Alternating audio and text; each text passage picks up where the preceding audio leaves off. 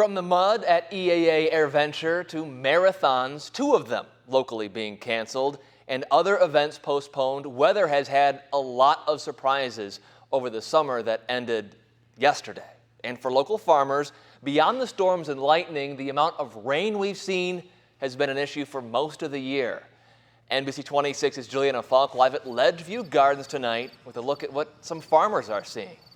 Juliana? The weather has been tough for a lot of people, especially farmers. Take a look at what Ledgeview Gardens is dealing with here.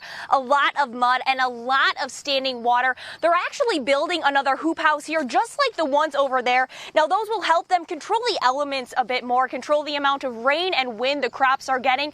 But they're having an issue building that because they can't put all of these poles into the ground because of all the standing water. When it's too wet, you're done. There's just not a whole lot you can do. This isn't the first time we've talked with Darren Vollmer, the general manager at Ledgeview Gardens, about the issues the weather has caused. A few months ago, Vollmer told us they were struggling to get their crops planted because of how wet the fields were. We are almost a month behind getting anything outside right now. And it's been a roller coaster since. We started off spring, like you said, too much rain. Then we had a dry spell beginning, kind of hardened the ground up a little bit. We were praying for rain for a little while. Now we're back to having too much rain. Vollmer says they usually try to do spring field prep in the fall to get ahead of spring rains. But with all the rain we've had, he doesn't think he'll be able to get in the field now to do it. And when it comes to harvesting crops this year, we're going to put on taller boots.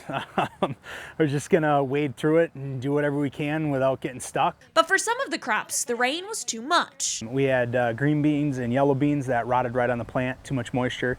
We weren't able to harvest some of those. He says the high amount of water also ate the skins of their watermelon and muskmelons, but he says it could have been a lot worse. They still have some crops like potatoes, pumpkins, carrots, and beets. We'll probably get a decent harvest out of it yet, but it's gonna increase labor.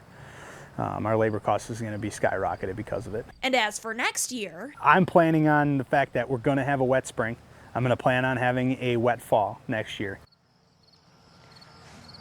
Vollmer says this is something they should plan on, and that as farmers, the biggest gamble they take is planting seeds and hoping they'll be able to get a crop by the end of it. He says in his 20 years of farming, he's only seen it this bad about 2 or 3 times. Live in De Pere, Juliana Falk, NBC 26.